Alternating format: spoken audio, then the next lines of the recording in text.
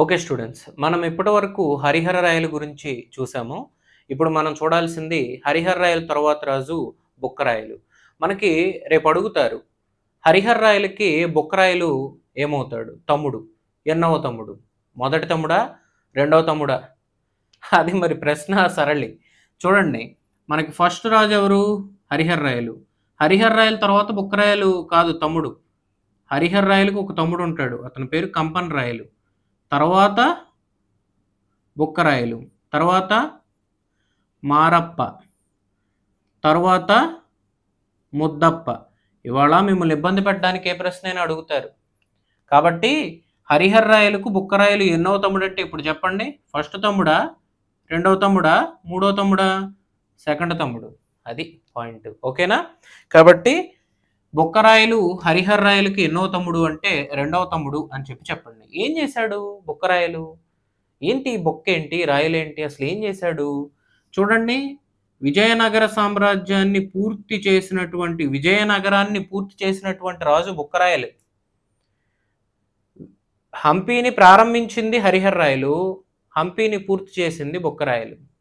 ఓకేనా? ఈ బుక్కరాయలకి ఒక కొడుకున్నాడంట. అతని పేరు కుమార కంపన. వాళ్ళ అన్నయ్య పేరు పెట్టుకున్నాడు కొడుక్కి. ఇతని కుమారుడి పేరు కుమార కంపన. కుమారుడికి ఒక భార్యనిచ్చి పెళ్లి చేశాడు. ఆవిడ పేరు గంగాదేవి. గ్రూప్ 2 ప్రీవియస్లీ బిట్ జాగ్రత్తగా చూడండి ఏరియా. గంగాదేవి ఏం చేసిందంటే కుమార కంపన గురించి ఒక బుక్ రాస్తుంది. ఆ బుక్ పేరు మధుర విజయం. చాలా ఇంపార్టెంట్ పుస్తకం.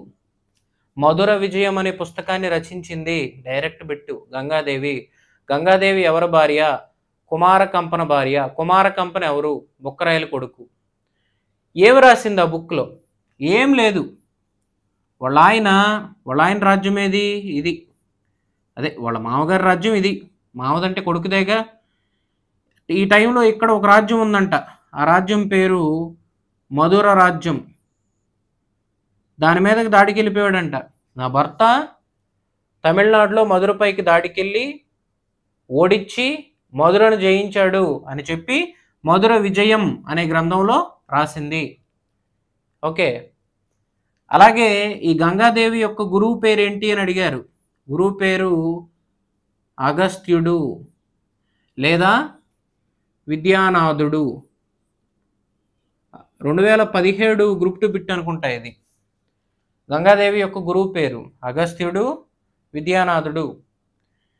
ఇదే గంగాదేవి రాసిన పుస్తకంలో తన భర్తను ఇలా నా భర్త మధురను జయించాడు అని రాయడమే కాకుండా తన మామగారికి ఒక బిరుదు ఇచ్చింది. ఆ బిరుదే ఆధునిక మనువు.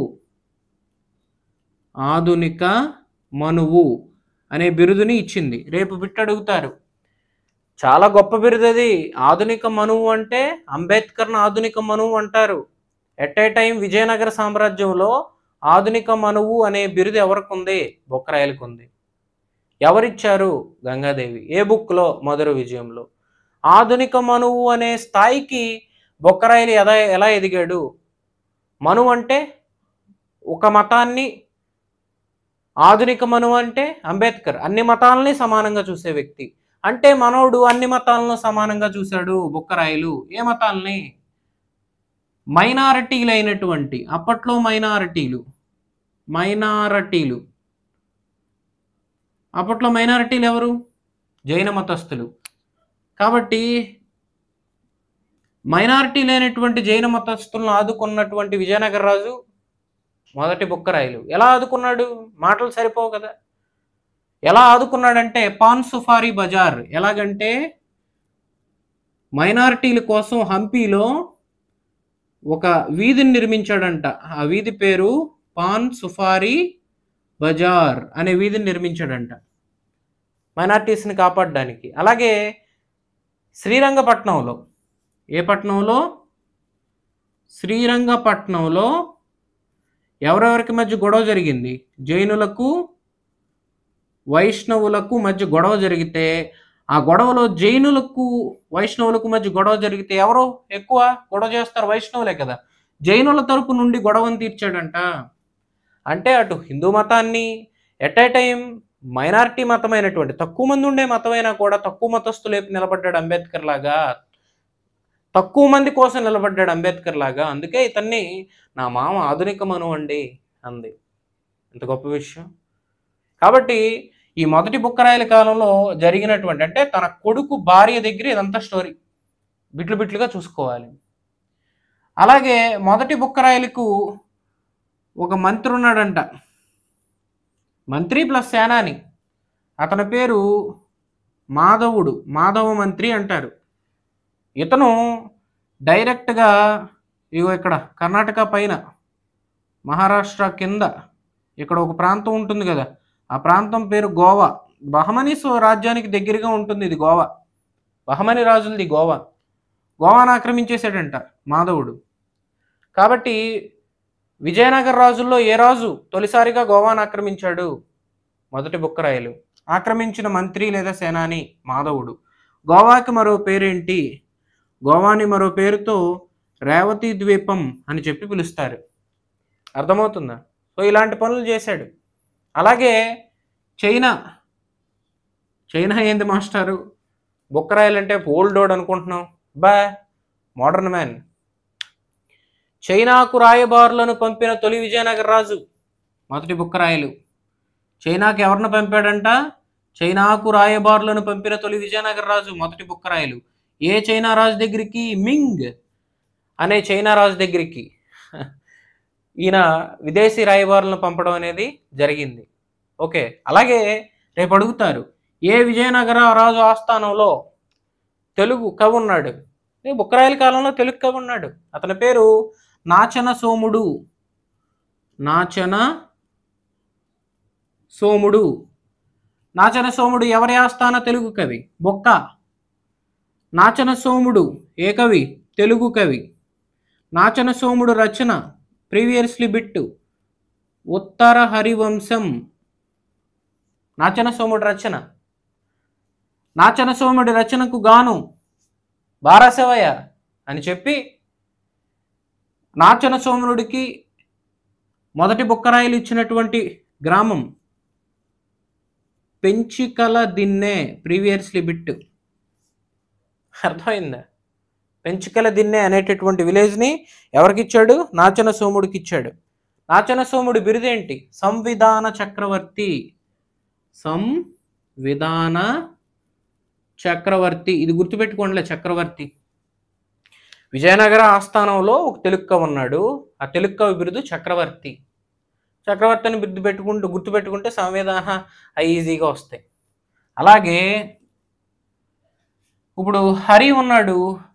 హరిని పట్టాభిషిక్తుడు చేసింది ఎవరు? ప్రీవియస్లీ బిట్టు విద్యారణ్య స్వామి. రేపు బిట్టు. హరికాలంలో విద్యారణ్య స్వామి ఉన్నాడు. మరి బుక్క కాలంలో ఎవరున్నారు? విద్యారణ్య స్వామి బ్రదర్ ఉన్నాడు. అతని పేరు సాయనాచార్యుడు. కాబట్టి జతపరుచుమూల ఇస్తారు. మీకు ఊరికే ఎవరు ఉద్యోగాలు? విద్యారణ్య స్వామి హరిహర్రాయల కాలం, సాయనాచార్యుడు బొక్కరాయల కాలం. సాయనాచార్యుడు ఎవరు? విద్యారణ్య స్వామి యొక్క బ్రదర్. సాయనాచార్యుడి యొక్క రచన ఏంటి? వేదాల అర్ధ ప్రకాశిక. అర్థమైందా? అలాగే మొదటి బుక్కరాయల కాలంలో ఒక యుద్ధం జరిగిద్ది. ఆ యుద్ధం వెరీ ఫేమస్ యుద్ధం. ఆ యుద్ధం పేరే ముగ్ధల్ వార్. జాగ్రత్తగా చూసుకోవాలి. చూద్దామా? ఇతని కాలంలో జరిగినటువంటి యుద్ధం ముగ్ధల్ వార్. మీరు మరలా వెనక్కి వెళ్ళి చూసుకోవచ్చు. ఓకేనా? ఏమంటే వీడియో క్లాసులు వింటున్నారు కానీ ఒక లైక్ కొడుతున్నారా? బోల్డ్ మంది కొన్నారు క్లాసులు. 10 మందో ఎంతోమంది కొట్టినట్టున్నారు, 7గురు. లైక్ చేయండి కొంచెం. ఓకేనా?